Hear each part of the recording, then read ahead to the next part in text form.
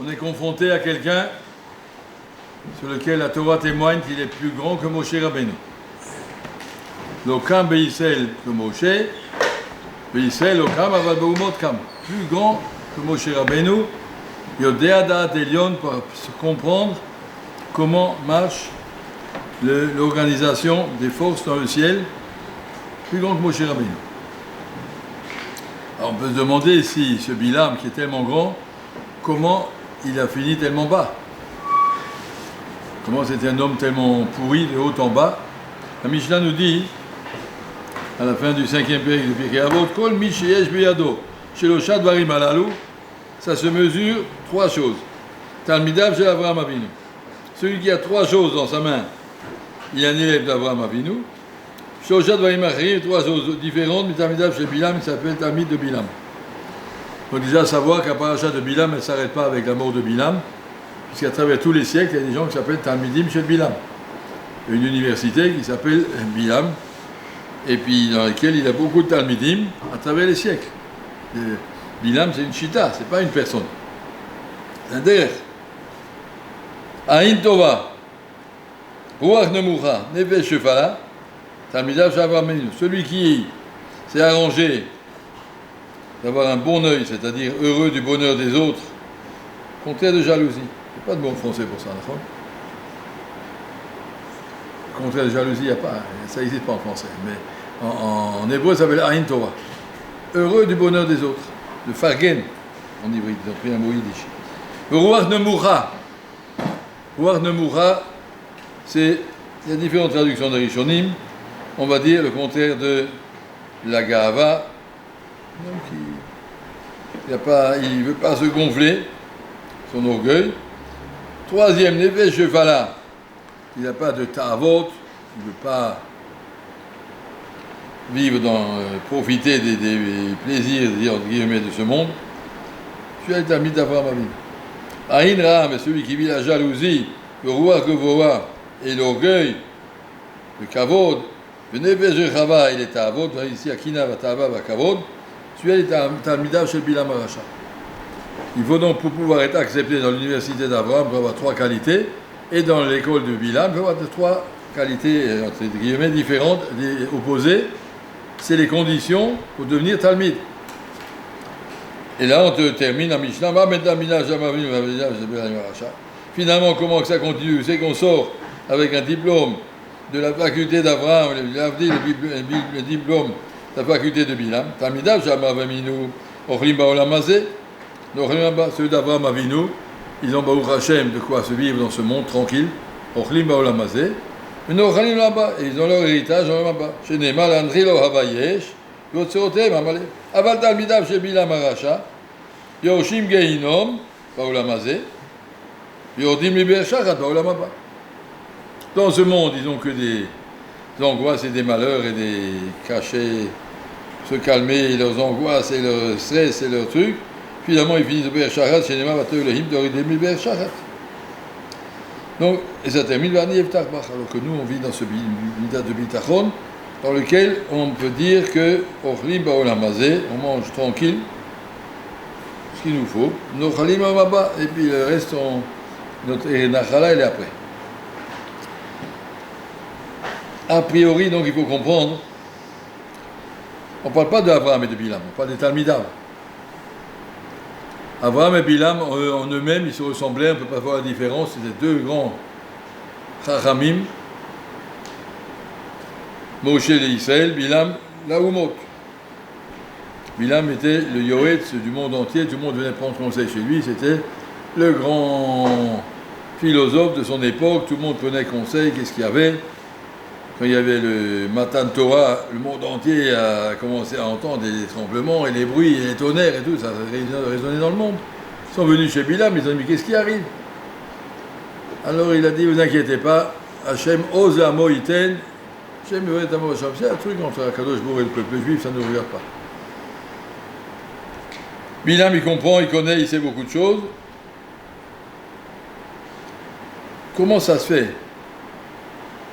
Un monsieur qui a tellement de connaissances, il est tellement rachat. Il a vu les Juifs chercher à les maudire, Et comme il n'est pas arrivé le Kalel Otam, il a voulu le Kalkel Otam. Il les a poussés dans Avodazara et dans le Znout.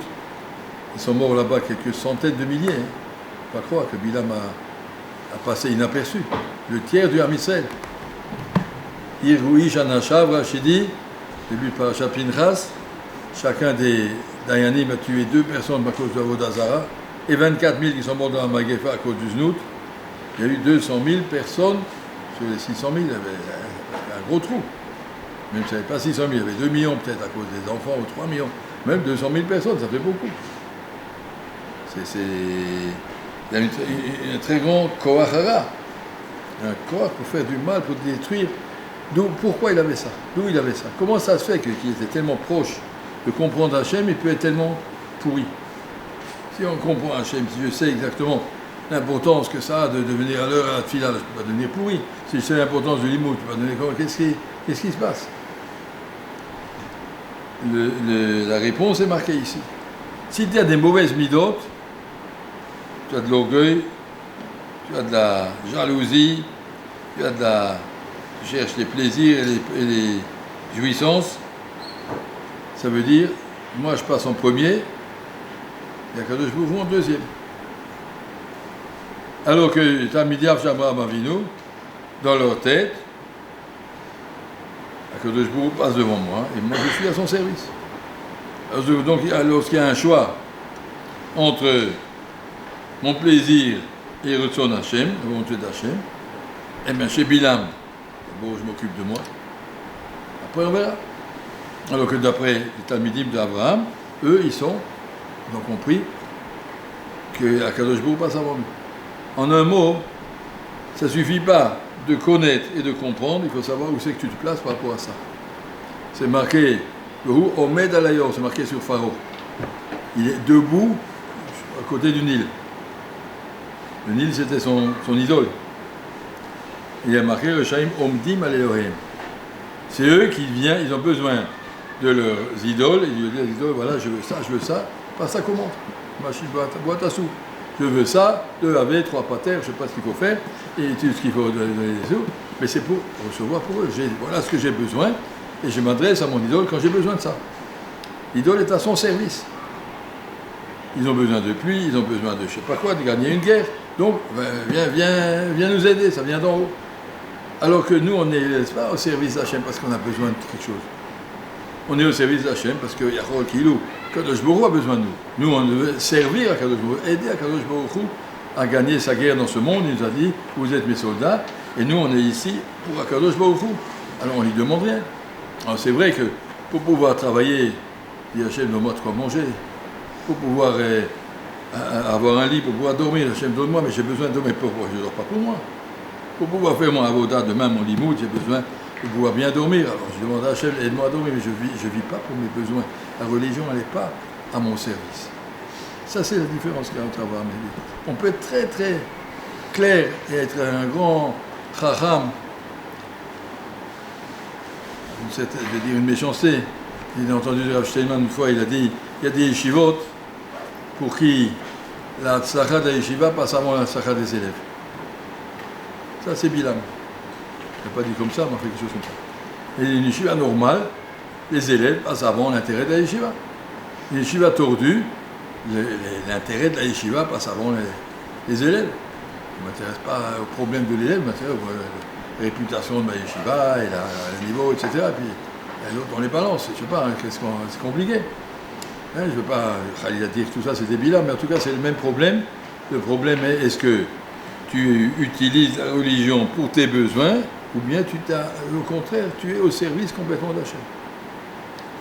Et c'est tellement fréquent combien qu'on peut utiliser le Lolishma dans la Vodat Hachem. On peut utiliser le Lolishma, mais il faut que ce soit Hachem pour arriver au Lishma. Ça peut être qu'un monsieur a besoin de faire une journée d'excursion. Tu as besoin pour Akadosh Baruch Hu, pas pour moi. C'est pas la religion peut me lâcher un jour, ça y est, on a bien travaillé, on peut aller se promener un jour, c'est pas comme ça que ça marche. Si, c'est pour ça, regardez, dans la Torah, la nuit elle vient avant le jour. Chez les Goïms, le jour se termine après une bonne journée, il faut aller dormir. Et chez nous, c'est pas comme ça. Je veux une bonne journée demain, donc je vais dormir maintenant pour demain. Je dors pour demain, je ne dors pas parce que je mérite. Ça y est, religion, je fais ce que je peux, ben attends, je peux dormir. C'est à moi. Rien qui est à moi. Je veux vivre pour Akadosh Baruch Hu. Ça, c'est toute la différence entre ce système de Bilam et le système d'Abraham Avinu. Alors, il faut bien comprendre ça. Je n'ai pas de droit devant Akadosh Baruch Hu. J'ai des devoirs. Je ne me dois rien. Et tout ce qu'il me donne, merci beaucoup. Et puis, voilà, nous, on essaie de faire ce qu'on peut pour que Yahol aider Akadosh Baruch Hu à gagner cette guerre. Il a mis dans le monde deux forces opposées. Il a dit, messieurs les Juifs, je compte sur vous, je vais donner la Torah, je vais donner les mitzvot, je vais donner des téfilim, je vais donner la Gemara. Essayez de dépasser ce Korach Hatouma qui s'appelle iPhone, qui s'appelle les films, les assassinats, et les vols, et les malhonnêtetés, tout ça. Montrez que vous êtes capable de faire plus que ça. Et ça, Hachem, qu'on comprenne bien cette Mishnah, ça peut servir pour toute la vie.